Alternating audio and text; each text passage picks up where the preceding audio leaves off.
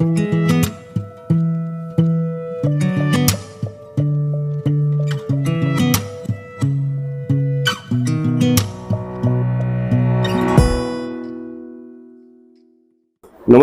आप देख रहे हैं बतकही चैनल है वंदे भारत समाचार। कवि इकबाल की एक पंक्ति है, एक किताब है उनका, किताब का नाम है खिजरे राह। बड़ी चर्चित पंक्ति है, आप उस पंक्ति को सुने होंगे, किताब का नाम नहीं जानते होंगे और पूरी पंक्ति भी नहीं जानते होंगे। पूरी पंक्ति कुछ यूं है, संघर्ष के साये में इतिहास हमारा पलता है, जिस ओर जवानी चलती है उस ओर जमाना चलता है। समाज में दो तरह के लोग होते हैं, एक जिनके पास ऊर्जा कम है लेकिन अनुभव ज़्यादा है, एक वे होते हैं जिनके पास ऊर्जा असीम है लेकिन दिशा की परिवर्तनीयता रहती है या फिर अनुभव की कमी होती है। अगर इस दौर को देखा जाए तो अनुभव को बढ़ाया जा सकता है और दिशा को सही रास्ते पर लाया भी जा सकता है। दिशा परिवर्तन की जो मैंने बात की आपसे, दिशा परिवर्तन होता है लेकिन उसके लिए एक तरकीब लगानी पड़ती है और उस तरकीब का नाम है संघर्ष। संघर्ष आप करते रहते हैं और करते करते एक समय ऐसा आता है जब आप सहज और सरल हो जाते हैं और आप सबके हो जाते हैं। इसी क्रम में हम लोग बातचीत करने आए भानु प्रताप सिंह जी से। युवा हैं, सोच भी युवा है और आप लोग अभी समझ रहे होंगे कि पत्रकार इतना भूमिका क्यों बनाया। तो हमने ये इसलिए बनाया कि हो सकता है ऊर्जा तो असीम होगा युवा में, दिशा की परिवर्तनीयता हो सकती है या अनुभव की कमी हो सकती है। हम इस बातचीत में देखेंगे और आपको दिखाएंगे प्रश्नों के माध्यम से कि सत्ताधीश या जो सत्ता के दावेदार जो हमारे साथ बतकही कर रहे हैं, क्या क्या कमियां हैं और क्या क्या अच्छाइयां हैं, किन चीज़ों में सुधार की जरूरत है और हमारे पत्रकारिता में भी किन चीज़ों की सुधार की जरूरत है। सारी बातों को अगले इंटरव्यू में आप देखेंगे। सर कैसे हैं आप? बहुत बढ़िया।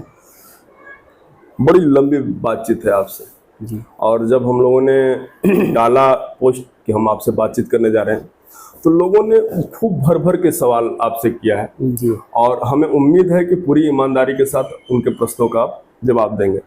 मेरा जो पहला सवाल आपसे है, जब मैं आपके बायो को पढ़ रहा था तो देखा कि आप नेट क्वालिफाई हैं, यूपीएससी एस्पिरेंट रह चुके हैं। वहीं से मेरा एक सवाल है, एक लाइन हमको बड़ा बढ़िया मिला था, राजनीति अर्थ से पहचान नहीं पाती है, इसके उद्देश्य से अर्थ मिलता है। आपका राजनीतिक उद्देश्य क्या है? सबसे पहले तो मैं आपके चैनल के माध्यम से इस बिहार प्रदेश वासियों को, कैमूर वासियों को नमस्कार, प्रणाम, आदाब, जय भीम करता हूँ। और राजनीति में मैं 2018 में एंट्री किया, राजनीति में आया। उसके पहले मैं यूपीएससी तैयारी कर रहा था वहाँ से, और मैं वहाँ तैयारी के दरमियान भी जो है सोशल वर्क में ज़्यादा इंटरेस्ट लेता था। और वहाँ पर भी जैसे हम अपने गांव पे आते थे तो सोशल जो भी एक्टिविटीज होती थी, जो भी समाज सेवा से रिलेटेड जो भी कार्य होता है, उसमें बढ़ चढ़ के हिस्सा लेते थे। और यहाँ से जब हम दिल्ली भी जाते थे तो हमारे स्थानीय जो सांसद महोदय वहाँ मैंने रहते थे, तो उनके यहाँ भी अपने क्षेत्र के मुद्दों को लेकर के हम वहाँ पहुँच जाते थे। हमको जैसे सूचना मिलती थी, कहीं सड़क के लेकर के, तो कहीं शिक्षा को लेकर के, कहीं स्वास्थ्य को लेकर के, उनके जहन में अपने क्षेत्र के लिए वहाँ उनको मैंने दिलासा दिलाते थे। तो हो सकता है कि यही सब रुचि के कारण जो है मेरे अंदर भी जो है जिज्ञासा एक जगह जो है कि हम भी समाज सेवा करें, और उसी प्रेरणा से जो हम भी समाज सेवा में आए और समाज के लिए चलने का काम करते हैं। समाज में जो है सबके हर सुख दुख में जाने का काम करते हैं, जहाँ जरूरत पड़ती है वहाँ हम पहुँचने का काम करते हैं। मतलब राजनीति का आपका उद्देश्य समाज सेवा है? बिल्कुल। समाज सेवा के तो और भी तरीके हो सकते हैं ना? नहीं, तरीके हैं, वो भी तरीके हैं। जैसे हमने बहुत सारे क्षेत्र में काम भी किया हुआ है। जैसे कोरोना काल में, कोरोना काल जब हम एंट्री किए तो उसी 1-2 साल के बाद जो है कोरोना काल आया। तो कोरोना काल में भी हम जो है एक किट बनवा करके, क्योंकि उसमें आवागमन आना सब कुछ बंद हो गया था, रोजगार का जो भी व्यवस्थाएं थी वो सारी चीज़ जो है बंद हो गई थी। तो उस काल में हमने जो है किट बनवा करके, क्योंकि हमारा क्षेत्र जो है बहुत ही माने रूरल क्षेत्र है, तो काफ़ी यहाँ पे अभी मैंने आवश्यकताएं हैं, लोगों की मूलभूत चीज़ों की आवश्यकता है। तो उस कार्यकाल में लोगों के पास, बहुत सारे लोगों के पास खाने के लिए वो व्यवस्थाएं नहीं हो पा रही थी। तो हम लोग एक टीम बना करके, टीम वर्क कर करके वहाँ पर जो है एक किट, मैंने खाने पीने की सामग्री का किट बना करके लोगों तक डीएम साहब से परमिशन लेकर के हम लोग जो है अपने पूरे विधानसभा में, जिले में जो है हर जगह किट पहुंचाने का काम किए। लेकिन जब हम आपके बारे में रिसर्च कर रहे थे तो लोगों ने बताया कि धीरज बाबू के घर में बड़े बड़े अधिकारी हैं, बाकी सब कुछ है, इसलिए छोटे भाई को राजनीति में लाया गया कि प्रशासनिक पावर तो है, राजनीतिक पावर भी मिल जाएगी। क्या जवाब है आपका? नहीं, ऐसा सोच नहीं है परिवार का कि एक राजनीतिक पावर मिले। परिवार का सोच रहा है कि एक समाज सेवा से लोग जुड़े रहें। जो हमारे पिताजी भी काफ़ी मैंने सोशल रहे हुए हैं, जेपी मूवमेंट में भी उन्होंने काम किया हुआ है, जेपी मूवमेंट में जेल भी गए हुए हैं, जयप्रकाश आंदोलन में। तो वो काफ़ी सोशल एक्टिविटीज़ में उनका मैंने काफ़ी योगदान रहा है। तो हम लोग को भी प्रेरणा मिलता है कि कहीं ना कहीं सामाजिक जीवन जीना भी एक मैंने अच्छी चीज़ है। तो सबका राय विचार हुआ कि जो है एक भाई जो है समाज सेवा से जुड़े रहे। बहुत बढ़िया जवाब आपका।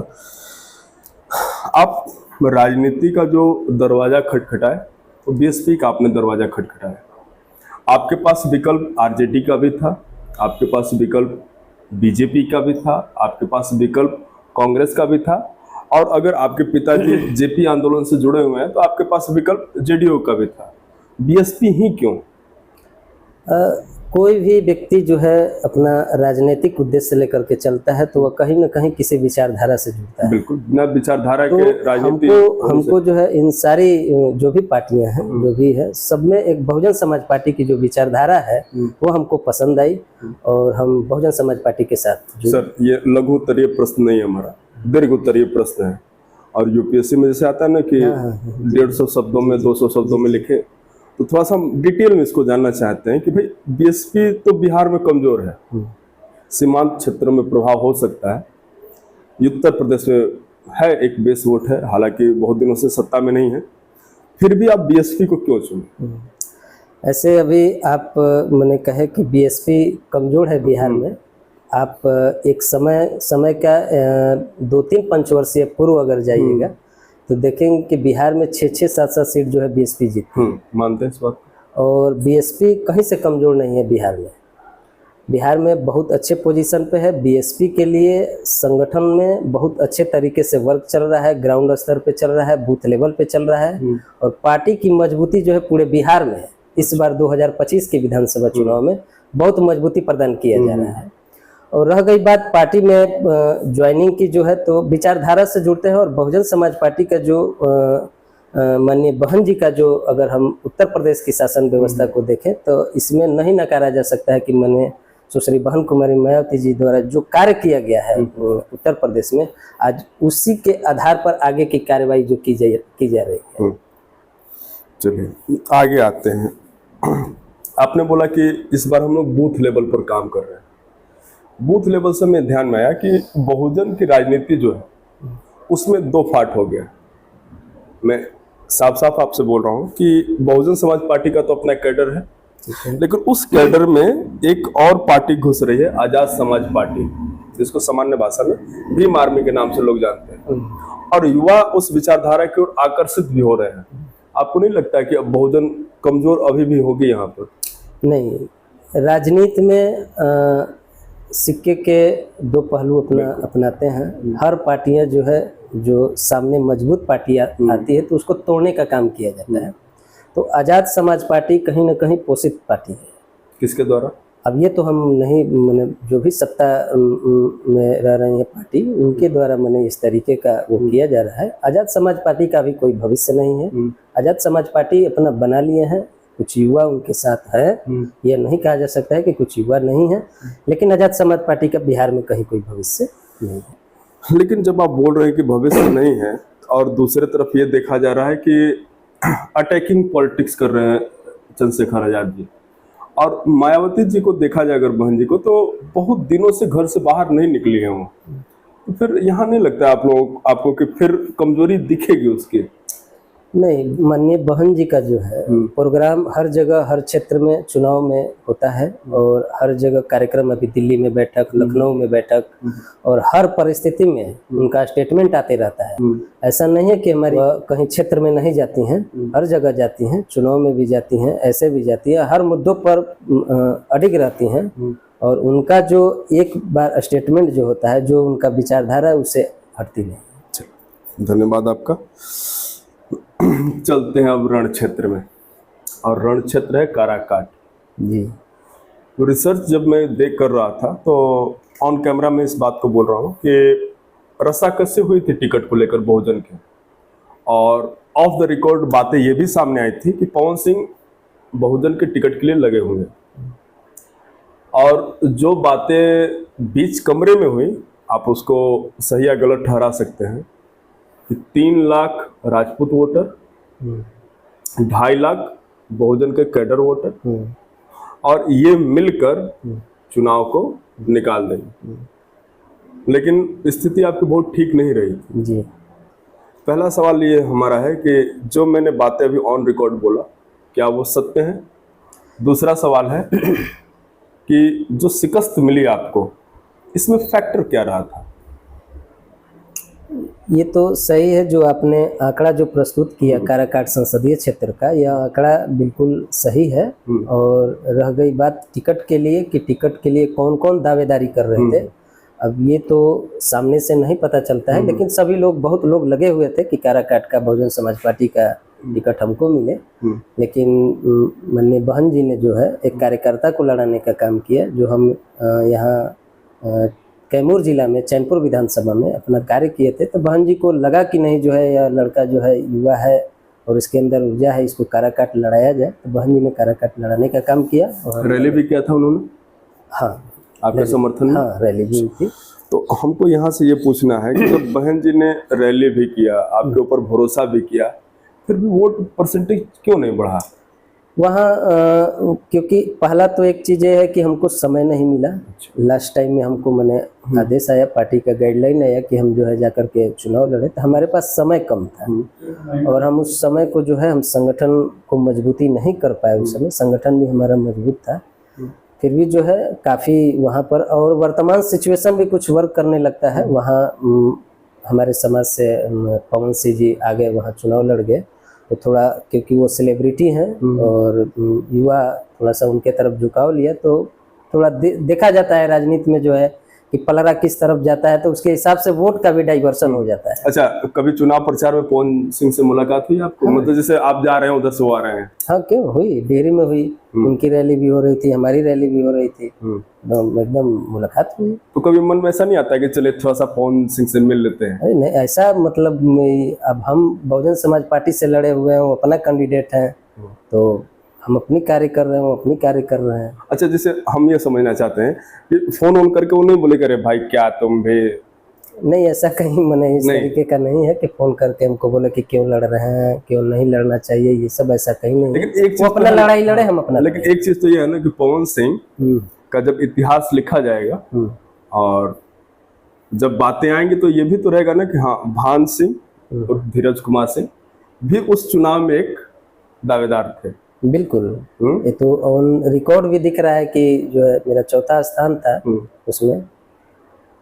उसमें दिख रहा है सारा डाटा, सारी चीजें दिख रही है कि कितना मतदान मिला है। यहाँ से एक सवाल है और हमारे दर्शक ने पूछा है और हम आपसे वो पूछना चाहते हैं। दर्शक ने ये पूछा है कि उनका नाम है दीपक पंडित, उन्होंने लिखा है कि धीरज जी हमारे मित्र हैं, इनसे कोई शिकायत नहीं है, लेकिन पूछिएगा कि ये कोई स्थिर राजनीति क्यों नहीं करते हैं, कभी काराकाट चले जाते हैं, कभी चैनपुर, इससे इनकी राजनीति पर बुरा प्रभाव पड़ता है। स्टेबल पॉलिटिक्स करेंगे तो बेहतर परिणाम होने की संभावना है, और इस बार चैनपुर से बीएसपी के कई दावेदार हैं, नीरज पांडे भी हैं और 1-2 और दावेदार अपना दावेदारी पेश कर रहे हैं। ऐसे में इनका क्या टिकट तय माना जाए? तो टिकट वाली बात पर हम बाद में आएंगे, पहले बाकी प्रश्नों का आप जवाब दें। दीपक पंडित जी जो सवाल किए हैं, ये तो सही है कि हम जो है चैनपुर में मेहनत कर रहे थे, हमको काराकाट जाकर के चुनाव लड़े, तो काराकाट चुनाव लड़ने का उद्देश्य जो है, पार्टी जो है हमको आदेश दी। पार्टी ने कहा कि नहीं, आपको काराकाट लड़ना है। अब पार्टी किस विचार से, किस सोच के साथ हमको वहाँ लड़ाई, ये तो पार्टी के ही लोग जानेंगे। लेकिन पार्टी के शीर्ष नेतृत्व ने जो है हमको काराकाट लड़ाने का आदेश दिया, तो हम जाकर के पार्टी का गाइडलाइन के तहत जो है हम वहाँ जाकर के चुनाव लड़े। ऐसा ही सवाल एक उत्तम पांडे जी का भी है। उन्होंने लिखा है, इन्होंने काराकाट से सांसद का चुनाव लड़ा तो फिर विधानसभा चैनपुर क्यों? ये हमारा प्रश्न भी है, हम इसको पूछेंगे। क्या ये भी दलित भाई बंधु से वोट से अपनी राजनीति चमकाने के प्रयास में लगे हैं? जीत गए तो भाग्य में से कमल लेंगे या तीर? इस तरीके का इन्होंने सवाल पूछा है। तो इस सवाल में 3 सवाल पूछा, फंसा हुआ है, सॉरी 3 सवाल इसमें सम्मिलित है। जिससे पहला सवाल हम आपसे ये पूछेंगे कि जब आप एमपी का इलेक्शन लड़े तो फिर एमएलए का इलेक्शन क्यों, डिमोशन अपना क्यों करवाए? ये डिमोशन नहीं है, ये तो जैसे अपने क्षेत्र में दलित, शोषित, वंचित और सबका आवाज बनने का एक सदन में जा करके आप जाएंगे वहाँ, तभी उनकी आवाज बन सकती है। आप अगर यहाँ सड़क पर आवाज उठाते रहेंगे तो कोई मतलब नहीं बन पाता है। अगर सदन में जा करके उनकी क्या रिक्वायरमेंट है, क्या आवश्यकताएं हैं, वहाँ जा करके अगर आप आवाज उठाते हैं तो वहाँ आपकी बात को जो है सुनी जाएगी और आपका बात का वहाँ वो हो जाएगा। रह गई बात कि लोकसभा चुनाव के बाद विधानसभा चुनाव, यह तो पार्टी लड़ाने का काम किया। हमारा पहला चुनाव था जो काराकाट हम संसदीय क्षेत्र वहाँ चुनाव लड़े थे लोकसभा का, तो मेरा पहला चुनाव था। उससे पार्टी से ये भी हो सकता है, पार्टी जो है हमको मजबूती के लिए वहाँ पर लड़ने के लिए कि चुनाव को क्या तरीका है, कैसे है, तो ये सब भी सारी चीज़ जानकारी हो गई। और दोनों सदन एक ही है, यह है कि प्रदेश स्तर पे है, वह सदन जो है देश स्तर पे, राष्ट्र स्तर पे है। तो दोनों जगह ही जो है सभी का मुद्दा जो है उठाया जा सकता है, वहाँ पर सबके विकास की बात की जा सकती है। तो जगह दोनों सेम ही है। चलिए, एक सवाल और है कि ये अख्तर कैमूरी हमारे दर्शक हैं, उन्होंने पूछा कि कैमूर जिला के 4 विधानसभा सीट और सांसद सीट पर आज तक दलित को बीएसपी जीत नहीं दिला सकी। आगे है कि ओबीसी को बनाई है जबकि भाजपा, राजद, कांग्रेस दलितों को सांसद विधायक बनाई है। ऐसा क्यों, जबकि एक तरफ से सबसे ज्यादातर बीएसपी के लिए दलित ही समर्पित है?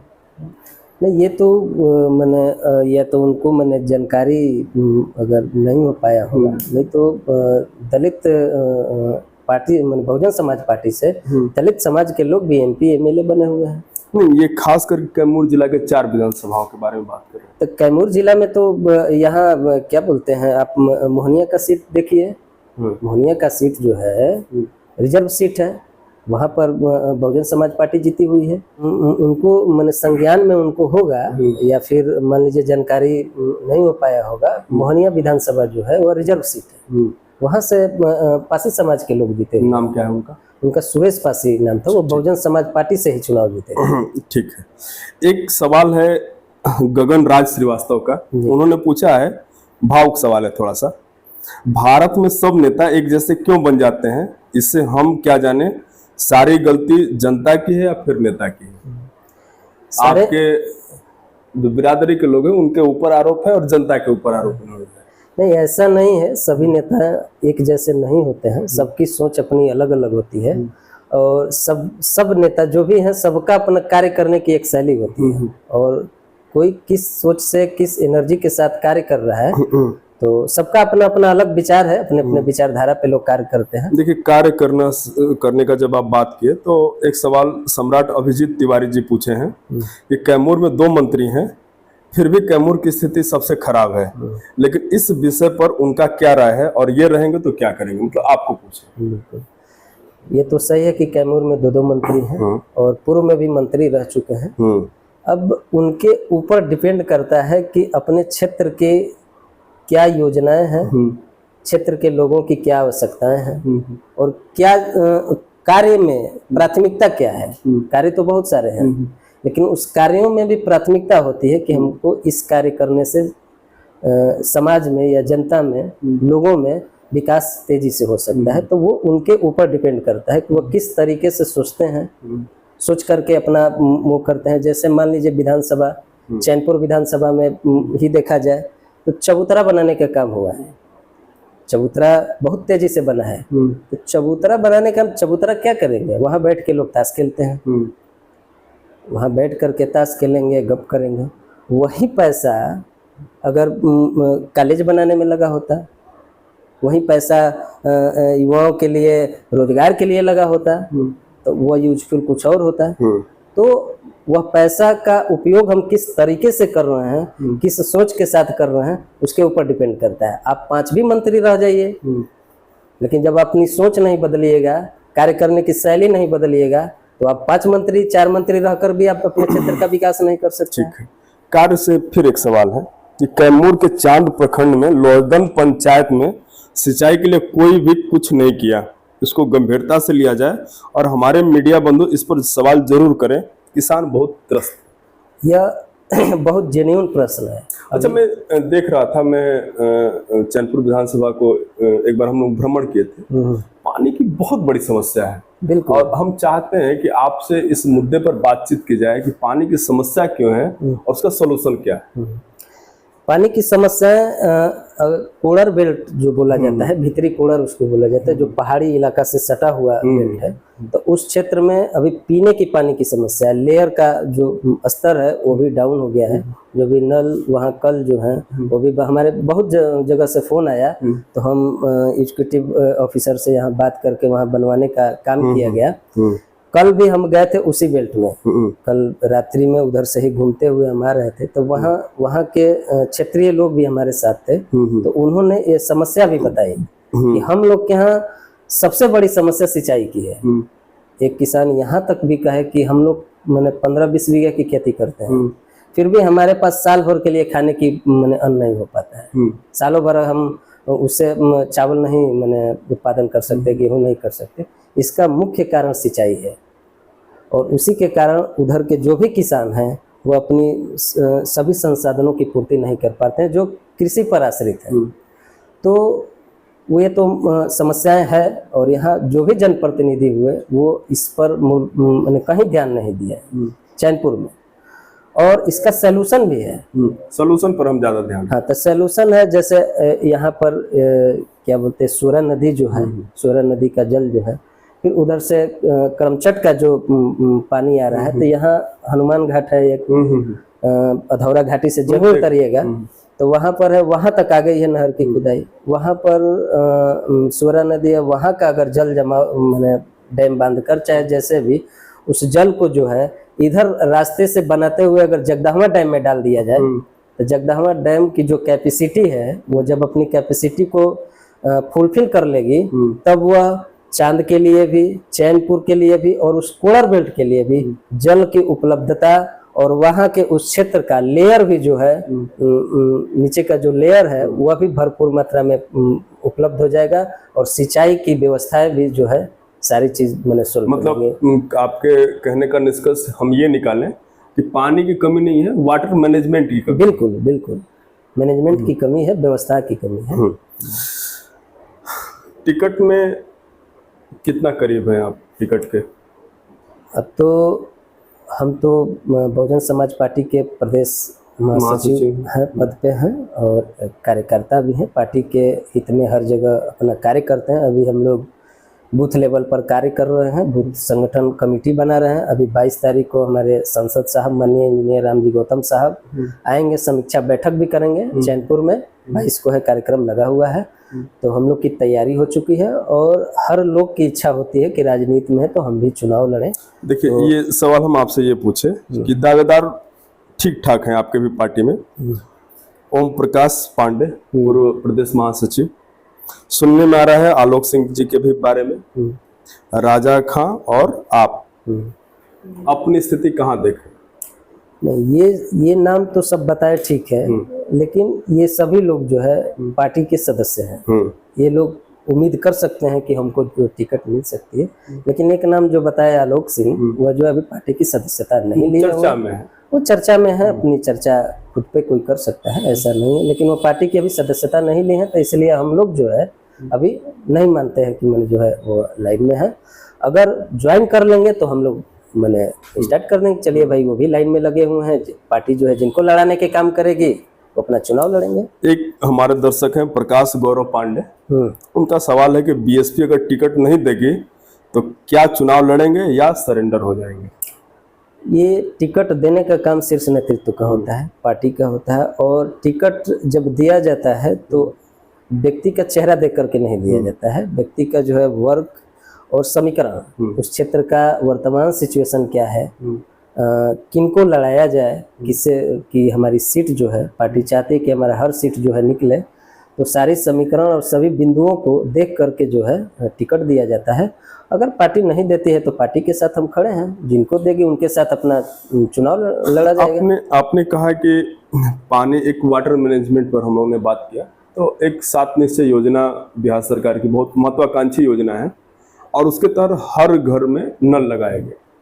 तो क्या नल की स्थिति ठीक नहीं है? क्या नल जल योजना की जो पानी की इतनी किल्लत हो रही है उन क्षेत्रों में? जो हर घर नल योजना जो बिहार सरकार की योजना जो चली थी, ये वो 100% फेलियर योजना चली थी। हर जगह आप जाकर के देखेंगे तो पानी की बर्बादी हो रही है। कहीं नल टूटा हुआ है तो पानी गिर रहा है, कहीं पर उसका टंकी भरकर पानी ऐसे ही बह रहा है। तो अगर एक तरीके से कहा जाए कि जल का स्तर जो गिरने का कारण जो है, तो उसमें मुख्य रूप से यह कारण माना जाएगा वाटर वेस्ट का। अगर आप उसका रुकाव नहीं करेंगे, कहीं पे व्यवस्था नहीं है, कहीं टूटा हुआ है तो वैसे ही बह रहा है पानी, अब जिसके कारण से जैसे भी होगा, तो यह तो पानी का तो दोहन हो रहा है, वो कहीं ना कहीं जल स्तर को गिरा रहा है। तो एक कारण ये माना जाएगा कि 7 निश्चय योजना एकदम फेलियर योजना है जल का। आपके प्रखंड में आपके विधानसभा में 4 प्रखंड हैं और अधौरा को लेकर मेरी खासी दिलचस्पी रहती है। जब भी मैं चैनपुर विधानसभा के किसी नेता से बात करता हूँ, कैसे स्थिति उनका सुधारा जाए, क्या एक्शन प्लान? सबसे पहले तो अधौरा प्रखंड में जो मूलभूत आवश्यकता है, मूलभूत में रोटी, कपड़ा, मकान, शिक्षा, स्वास्थ्य, ये सारी समस्याएं हैं वहाँ पे। आज भी लोग आज भारत सरकार आज़ादी की 75वीं वर्ष जो मना रहा है, वह अगर अधौरा प्रखंड को देखा जाए तो 75वीं वर्ष मनाने के योग्य अभी नहीं है। जो आज आप स्मार्ट गांव और स्मार्ट सिटी की बात कर रहे हैं, वहाँ तो अभी तक मोबाइल तक नहीं चला रहे हैं लोग, नेट नहीं चला पा रहे हैं। अभी तो 72 टावर लगे थे, कहीं काम नहीं कर रहा है। अभी फोन लगा करके आप देखिए, बहुत सारे हमारे डायरी में नंबर है, आप अभी कॉल लगा करके देखिए, 72 टावर का नेटवर्किंग कहाँ लग रहा है। तो 72 टावर धरातल पर हैं कि नहीं? कहीं टावर नहीं है, टावर 1-2 गड़े, वो नेटवर्क काम नहीं कर रहा है। केवल पेपर में है कि 72 हमने गड़वा दिया, होर्डिंग टंग गया, लोग जान गए। लेकिन जहाँ गड़ा है, उस टावर से जो लाभ मिलना चाहिए, वो लाभ आपके पास मिल रहा है कि नहीं मिल रहा है। नल जल योजना तो लागू हो गया पूरे बिहार में, लेकिन उसका जल आपके घर पहुंच रहा है कि नहीं पहुंच रहा है, ये ना देखा जाए, ये ना महत्वपूर्ण है। आउटपुट भाई, आउटकम क्या निकला उसका? क्या निकला उसका? आपने नेटवर्क तो लगा दिया, वहां का आज भी किसान जो है अपनी ऑनलाइन करने के लिए भगवानपुर आते हैं। कोई फॉर्म फिलअप करना हो वहाँ की युवाओं के लिए तो भगवानपुर आते हैं, भभुआ आते हैं। बात करना हो तो कोई स्पेशल जगह वो लोग अपना तय कर लें कि यहाँ जाएंगे तो नेटवर्क लग जाएगा, छत पे चढ़ेंगे तो नेटवर्क लग जाएगा। तो ये क्या है? अच्छा, एक समस्या वहाँ सेंचुरी एरिया को लेकर भी है। हाँ, समस्या सेंचुरी घोषित कर दिया गया है, जिससे जो है बहुत दिक्कत वहाँ के क्योंकि जो वन क्षेत्र में लोग रह रहे हैं, उनके जीविकोपार्जन का साधन जो है उसी वन से भी प्राप्त हो जाता है। जैसे पियार हुआ, महुआ हुआ, बहुत सारा चीजें, इस पर रोक लगा दिया गया है, जो कि उनकी हक है। उस पर जो भी अपना एक नियम कानून बना करके उनके हक के लिए देना चाहिए, क्योंकि उनका वही जीविकोपार्जन है। वहाँ पैदावार नहीं है, वहाँ फसल नहीं उगती है, वहाँ बहुत सारा उत्पादक नहीं होता है, तो उनका जीविकोपार्जन का मुख्य साधन वही है, जिसको सरकार जो है बंद कर दी है सेंचुरी लागू करके। लेकिन अभी तक तो सुनना है कि टाइगर रिजर्व भी उसको घोषित किया जा रहा है, लेकिन अभी तक हम अपने जीवन काल में भी वहाँ अधौरा प्रखंड में कहीं टाइगर भी नहीं देखे हैं। मैंने एक ऐसे डिस्टर्ब करने की यह मैंने प्लानिंग है। चलिए, बहुत सारे सवाल हमने आपसे पूछे, आपने भरपूर ईमानदारी से जवाब दिया, और बाकी और सवाल हैं जी जी, जो समय समय पर हम आपसे पूछते जाएंगे। एक लास्ट सवाल और हम आपसे पूछेंगे कि बीएसपी से अगर आपको टिकट मिल जाता है ठीक है और आप चुनाव भी जीत जाते हैं, जी। क्या गारंटी है कि आप बीएसपी में रहेंगे? ये तो बहुत अच्छी सवाल है, और क्षेत्र में भी हम जाते हैं तो लोगों द्वारा ये सवाल पूछा जाता है, और यह पूछने का कारण जो है, पूर्व के जो भी प्रत्याशी रहे हैं बहुजन समाज पार्टी के, उन्होंने ऐसा कार्य कर दिया, जीते 15 दिन भी नहीं हुआ, 10 दिन भी नहीं हुआ, पार्टी छोड़ करके भाग गया। मैं अपना राजनीतिक हमारी पहचान जो है बहुजन समाज पार्टी में दी, लोकसभा पार्टी में लड़ाया। मैं पार्टी के साथ ऐसा काम गलत नहीं करूंगा कि जो है हम छोड़ करके भाग जाए। एक सवाल हरिशंकर सिंह जी ने पूछा है कि भगवानपुर पोस्ट ग्रेजुएट कॉलेज कब तक स्टार्ट करें?